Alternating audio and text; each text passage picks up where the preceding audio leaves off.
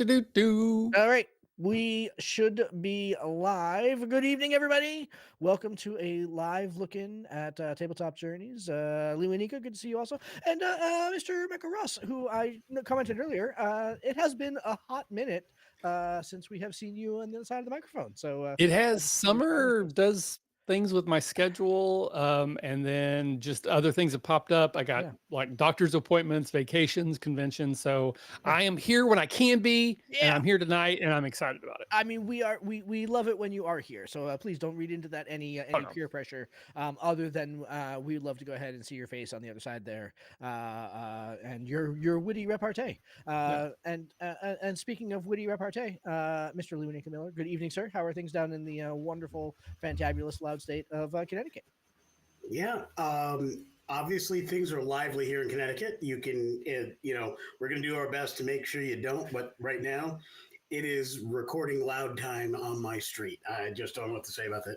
At least, unlike when we recorded our our actual play this past weekend or the weekend before last, it wasn't during a motorcycle rally, which drives past my street. So, these are the things we deal with, but things are going great. I'm excited. Tabletop Journeys has been helping promote Drinking and Dragons, hence the shirt, as a charity TTRPG event that benefits Out CT, a great charity to support it that supports a fantastic organization that provides safe spaces and resources for so many LGBTQ folks, specifically young people, as they deal with the things that folks coming to terms with the way the world views them have to deal with. And I'm proud that we get the opportunity to help that organization in any way possible we can. Navigating an ever complicating system, for lack of a better phrase. So, absolutely, and it's going to be a great session. I wish I could personally be there this particular month, but June 28th, which is coming right up. If you're in Connecticut, or if you just want to support a good cause, follow us on our pages. You'll see the links. You'll see the games. Do what you can, help what you can, throw some support to some great people looking to help wonderful people who can use the assistance and the resources in the world of today. All right. Yeah. Fantastic shout out. So let's move on to the hot topic, because we also have a recording to get to after we're done here. The work never ends. Boy. So where do we even start? So let's go ahead and start, obviously, with the big news with Jeremy Crawford and Chris Perkins. Thank you, Chris. I was gonna say Chris Perkins, and I was like, no, it was the other guy. Jeremy Crawford and Chris Perkins signing on to the Evil Empire, Matt Mercer and Darrington Press. Not really the evil. That's just a joke. But signing on with Matt Mercer and Darrington Press. Wow. So I think that there's kind of a split opinion on what this means. But the first thing that I felt is this is a serious play from Darrington to now be a major player in the space. I think that's the first thing. You don't sign the two biggest free agents in the game unless you want to go to the big dance at the end of the year. Darrington has now staked their claim. This is the San Francisco Giants stealing Raffy Devers from the Red Sox. I mean, that's I'm a little bit bitter about that. So, as you should be. Yeah, but I don't like the Red Sox, so I'll get over it. This is huge news for a lot of reasons. When we talked, the three of us, not too long ago, about them leaving, we posited where will they go. We talked about like that. Where will they go? That was like one of our big questions, and we thought like when we know where they go, that might tell us more about how and why they left. I'm not sure this does, but I think of all the places I thought they would go, I don't know that this was on my radar. Nope, for sure. And certainly them going together was not on my radar either. Yeah, I mean, that's the thing. Actually, I think, the bigger thing. Yeah, it's interesting. I would fly on the wall. I would love to have some inside information, because unfortunately we don't.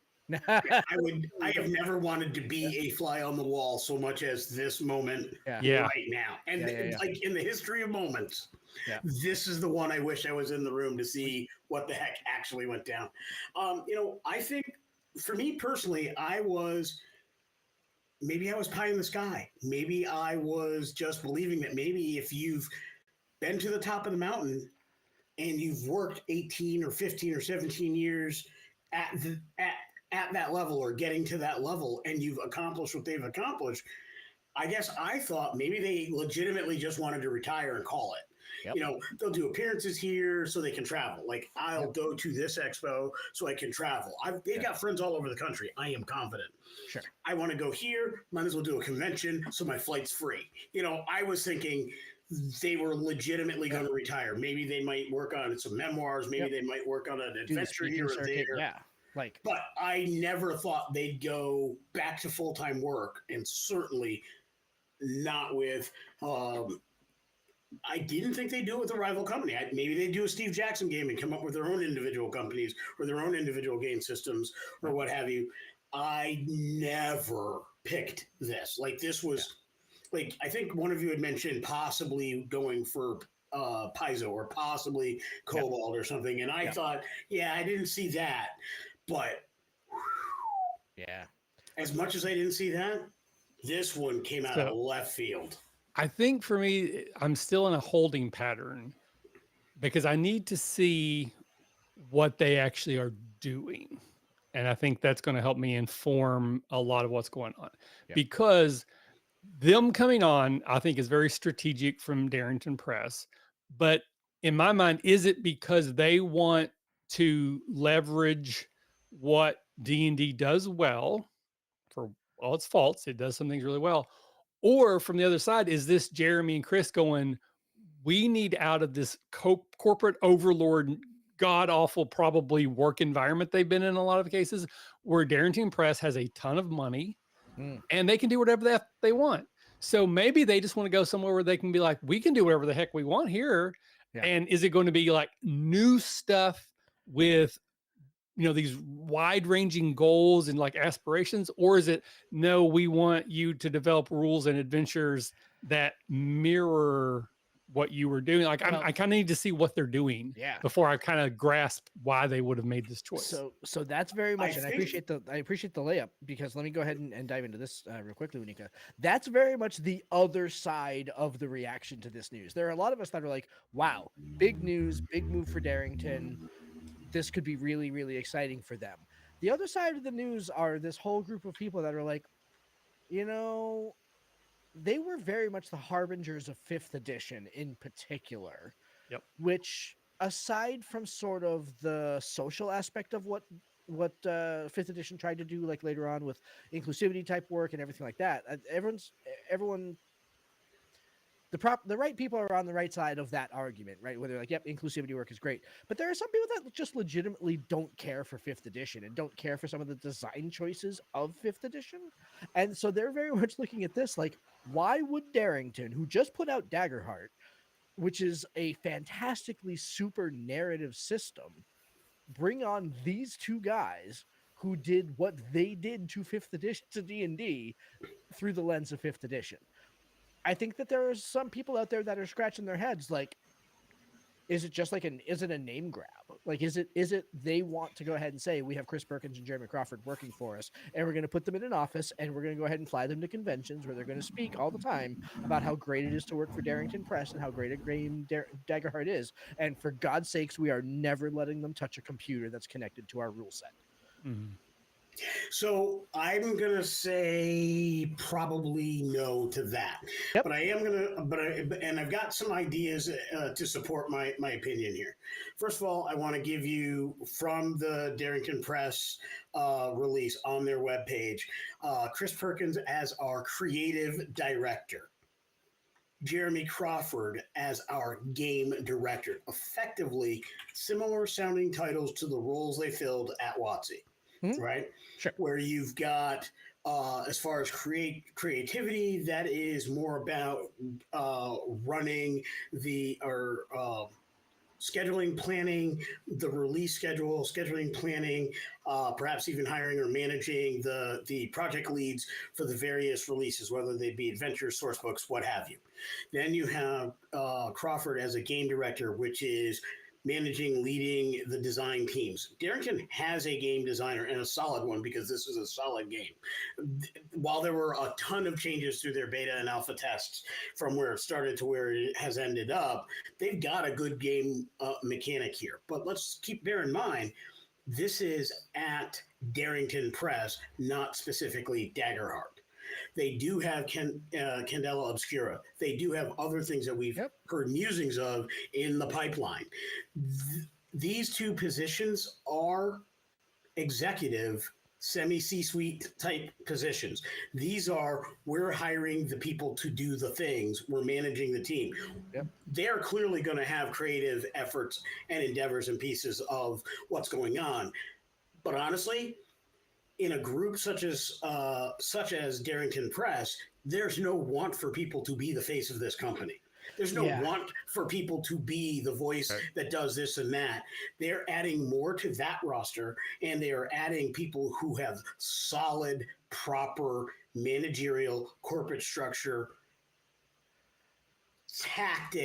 tactical experience. I mean, these are people that know how to get stuff done, frankly. Yeah. And they're going into a team that already exists, that seems like it's already doing good work. I mean, I see this as absolutely a positive for Darrington Press. Yeah. I guess my biggest question is, who knows, but is this something where they are going to be working on Daggerheart materials, adventures, supplements, new subclasses and rules and stuff like that? Or is there a new game in development that they are going to be taking on that is going to be more similar to 5th edition?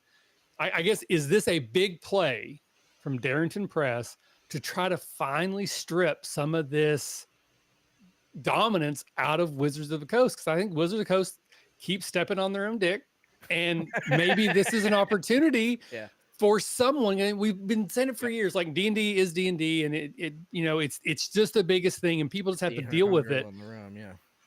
Is there? I mean, I know Paizo is sort of like the heir apparent in a lot of ways, but I think Darrington Press with Critical Role has an opportunity to actually peel away a pretty sizable chunk of that audience, because there's so many people that went to 5th edition because of Critical Role. And if Critical Role is like, hey, here's our version of 5th edition, it's not 5th edition, but it's better. It's close enough. It uses D20s. It's all the stuff you love. You can watch our show. You can watch Dimension 20, and it's close enough, but it's IP specifically, different enough that we want you to buy our books and buy our stuff. Yep. I think there's a shot. I think there's a legitimate shot. Again, I still think D&D is going to be the biggest name in the room, but this could be a significant portion of their audience pulled away, and even more so, the people who are coming in now. Do they go to 5th edition, or do they go to whatever the new thing is? Yeah. Yep. I will say this: 10 years from now, throw this on a calendar somewhere, Josh. 10 years from now, whatever the dominance that WotC has in this market, when they are ready to go to a full-on 6th edition, my guess is they're going to, based on this, they're going to push that out as far as they can, right? But whenever that happens, what is probably an 80 to 90% market share drops by 10%. And you'll see it less in the dollar figures, but more at what's played at conventions. When the tables at your conventions this is why we think Paizo, by the way, is the heir apparent. Because when I go to a convention, there's a room for D&D organized play, and there's a room for Paizo organized play. They have generally about the same amount of tables. They have generally about the same amount of players. Those players are ridiculously loyal to those games, unless you get noobs like me who try out Paizo or try out the actual play for D&D from time to time, and you do get a lot of folks who do that. But the people who are in, they're all into those ecosystems. When whatever game Darrington Press is their primary game is sitting in a third room, that's when we'll know. 10 years from now, we're going to see them in some fashion of whether organized play or big event type play, and it's going to be huge. They packed Madison Square Garden let's keep that in mind. Yep. People will drop the ducats to see these folks.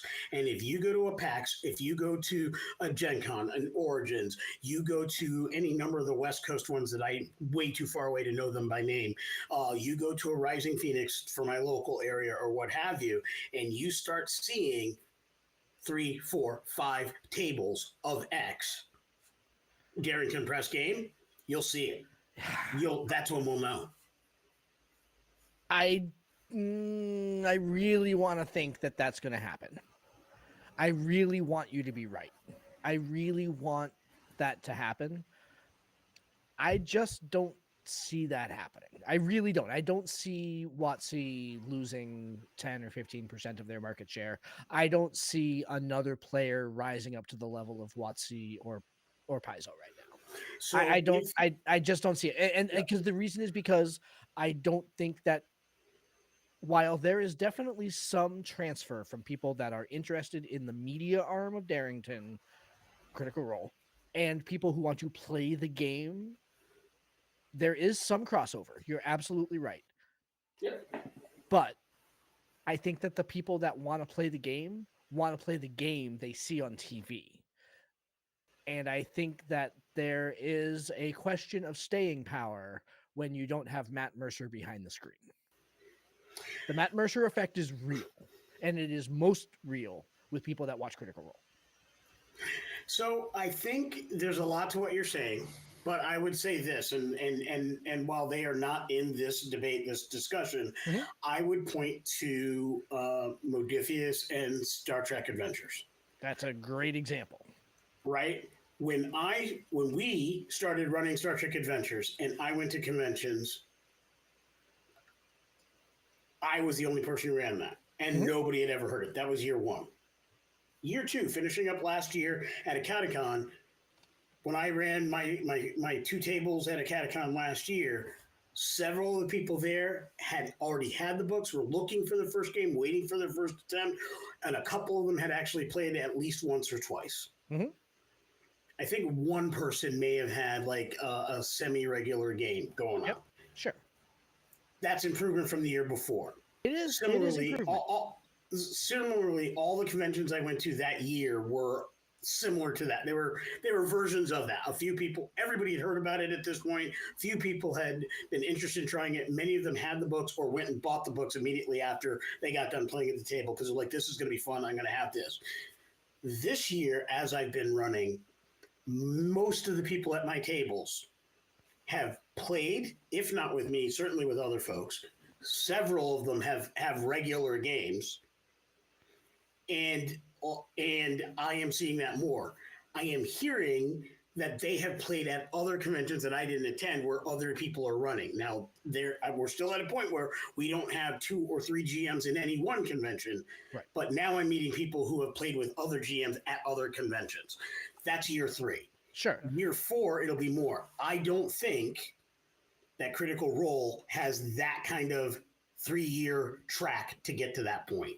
Well, I think they get to that point pretty rapidly. So one thing I want to jump in here just to muddy the waters is, as someone who runs a very small gaming convention, I think that those of us who do this, in this capacity, sometimes think that I think we're in a bubble. So just like social media, like when WotC does all kinds of really stupid stuff and like Twitter explodes and it makes no appreciable difference to their budget, is because most people who play D&D aren't on social media or they don't live on social media. I think most people who play RPGs don't go to conventions. I think the convention going portion of RPGs is actually very small. And so while that is an indicator, I don't think it is causal. I don't think the causal correlation, I don't think the correlation is as high as Lee Winnick may be saying that. Like, for example, my small convention, we have not had D&D organized play in the last 3 years because we don't have a local D&D person that will do it. Pathfinder guy crushes it. We have Pathfinder, we have Starfinder, we have multiple levels, we have all kinds of Pathfinder stuff, but D&D is still more popular than Pathfinder in my area, but not at the local convention in the area. Right. So I don't know that we can put that much weight on how many games are being played at conventions for market share overall. Yeah. I don't know. Maybe.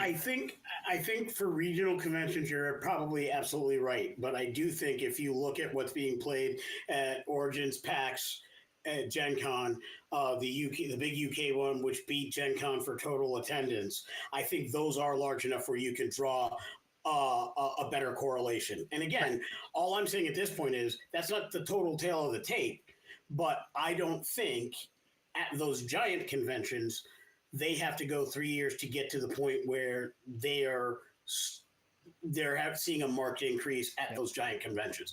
I think they get there relatively quick. Now, no small amount of that is they have money to pay to be there. That's so that has a huge amount of difference, and they're not paying regional; they're paying to be at the giant one. Here's the point that you're missing, though, and I think that you just brushed by it with that last statement. Why would Critical Role and Darrington Press pay all of that money to make all of that gaming happen at PAX when they, who just filled Madison Square Arena, can pull all of their people together, all of their fans together, they can put on their live shows, they can run their games in their own little bubble, and they don't ever need to worry about, well, we don't have space, we're going to have to compete, we've got 3 tables of Critical Role stuff at PAX. F that. They're going to have 100 gaming tables at Madison Square Garden. That's nothing but Critical Role. And WotC isn't even going to get a sniff of that room. Mm-hmm.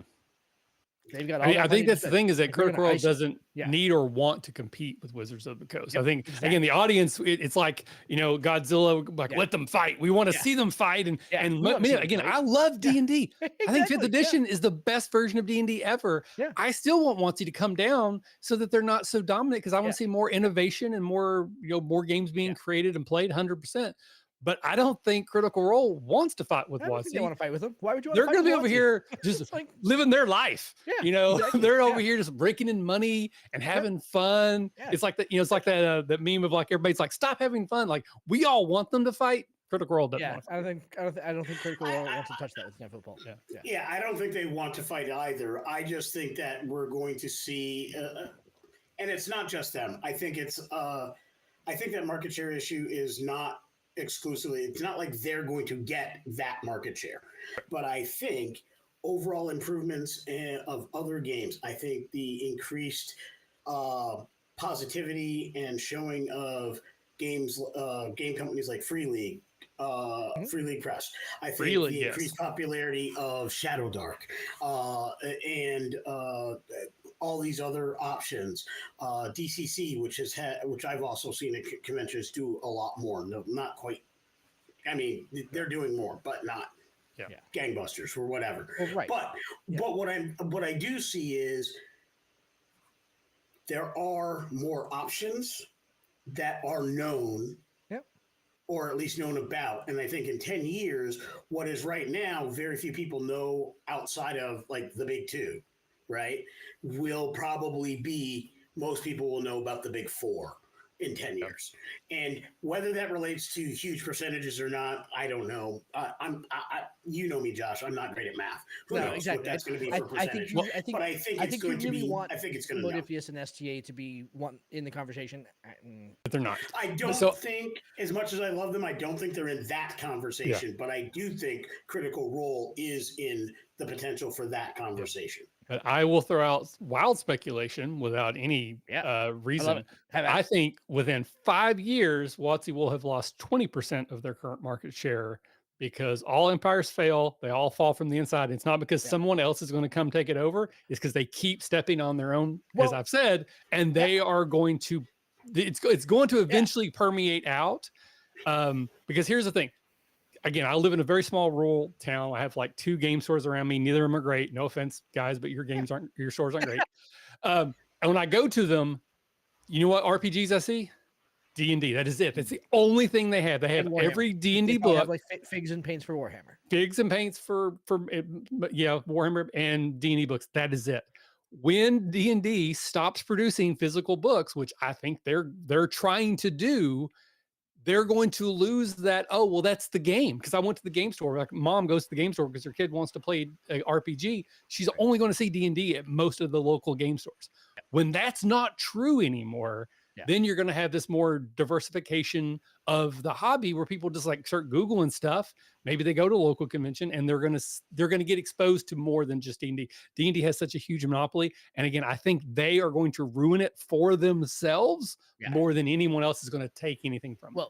Right, because there's something else that we're missing. They're not on those shelves as big. They take up. They have square footage at the front of the store. You walk in the door of my local store, you see the D&D shelf. When we sold our Make 100 book, The Relics of Power, and we had that in our local shop, it was on that shelf.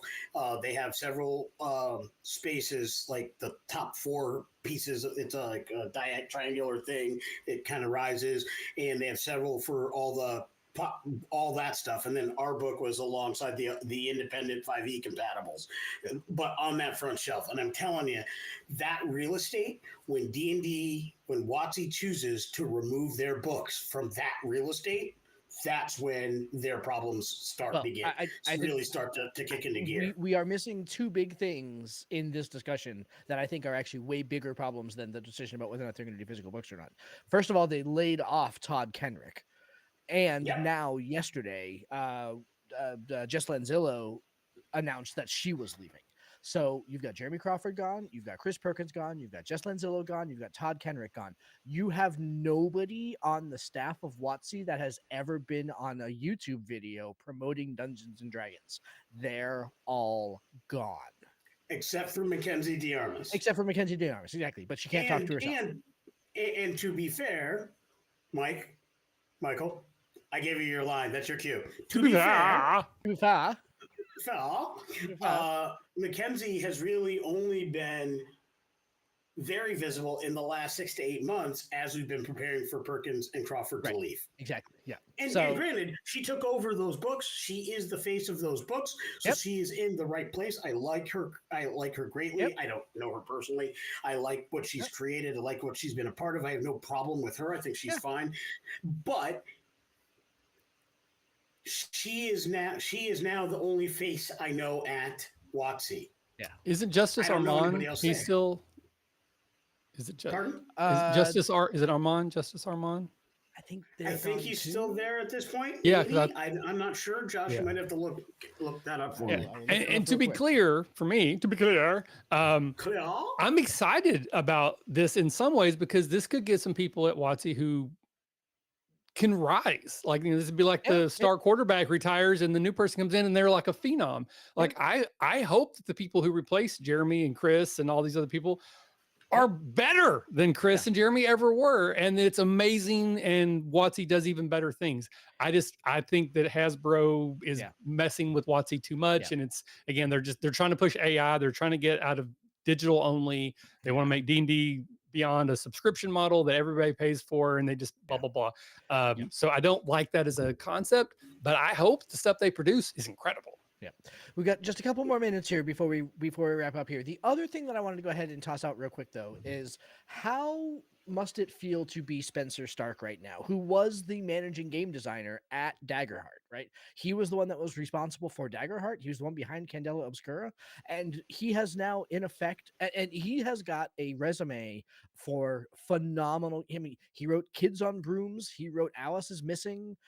He has written fantastic games. It's how he got the job at Darrington, and specifically to go ahead and kind of steer how narrative those games became. Like those games feel like Spencer Stark games, right? He just got 2 new bosses. I don't see that as a bad fit, and here's why. I haven't watched a ton of actual play where you see Jeremy Crawford DMing a game, or you see Perkins DMing a game, but I have listened to a lot of commentary. I have listened to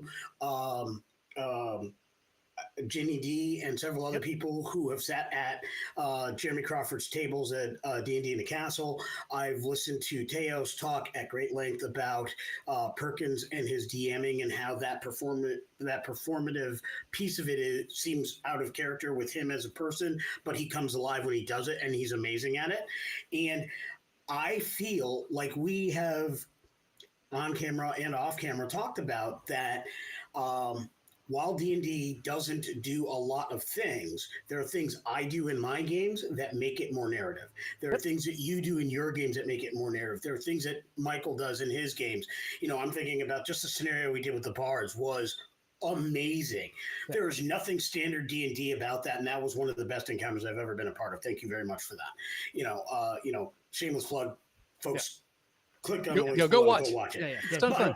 What I can tell you is good GMs can take mechanical non-narrative systems and make amazing games. Sure. And I do get the impression that they tried with 5th edition to not bake that into the system so that people who don't do that well don't have to. Yep. Oh, sure. Now, put them into a system where that is baked in and let them run free. Oh, sure. I think that is an amazing connection because they will definitely be able to say, hey, I love this. This is going to get tricky at the table mechanically. I'm not telling you what to do, but I'm saying just be aware of it so we can work around it. But I think they would run rampant with the narrative elements of I'm not arguing that at all. I'm saying that they just looked at a 3-time Emmy award-winning writer and said, we need you to have a boss. Yep. That's not a, you know what I mean? Like that's kind of it's an interesting maneuver. Let me put it that way. I mean, it could be a marriage. Maybe he doesn't want to run it. Like maybe he doesn't. Yeah, maybe he's happy being a senior game. We don't know what the org chart's going to look like. Who actually reports to who, what projects are divided which ways. Yeah. I hope that he was in the pipeline that we haven't heard about right. yet. So if they're going to release a couple new games as well as supplements for the 2 existing games and so on and so forth, are they going to maybe do another TV show? All these other things could come up. There's a lot of things, a lot of possible irons and possible fires, all speculation, of course. But it is quite possible that if they are more in the managerial project, hire the project leads. He keeps doing what he's doing for the games he's project leading. Maybe he focuses on one specifically. They're going out to find somebody to run one of the others, and then they've got a third one in the pipeline. Yeah. That makes sense to me. I think of them more as in that upper management role, and I don't think his position changes much other than he doesn't have to worry about 3 other games. He can focus on his. It's almost as if you read his quote on this, because let me go ahead and read this real quick here, because he was responding to this on Reddit about 4 hours ago, and he said, not to worry, I'm still the lead designer on Daggerheart. I'm not going anywhere. Jeremy and Chris are here to help us continue to build out Darrington Press, build out as in new titles, Daggerheart or otherwise, right? So that kind of very much supports what we were talking about. But the vision, the approach, and the game style are not going to change. Quite the opposite, in fact, because I am now able to solely focus on stuff I'm passionate about with Daggerheart. Yeah, and I mean, and to be fair, last time I'm going to do that tonight. I promise you. I lie. It won't be the last time. But I had not read that at all. That was just when I read those job titles. I thought they're here for the new stuff and to free him up to be big on his stuff. Yep. That's kind of what I thought when I saw it. And I think that's wonderful. And I think that'll be great. I think that'll be awesome. And hey, wouldn't it be wonderful if they could land? I don't think Darrington needs a Todd Kenrick to be the face because of who they are.